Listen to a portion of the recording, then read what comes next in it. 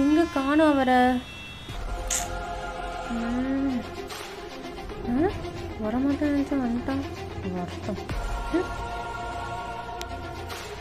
அங்கே போய் பார்க்குறீங்களா? நான் இங்கே பார்க்குறேன்.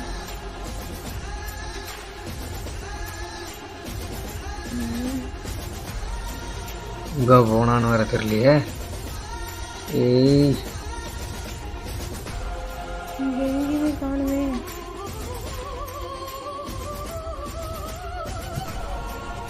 கிடச்சானா?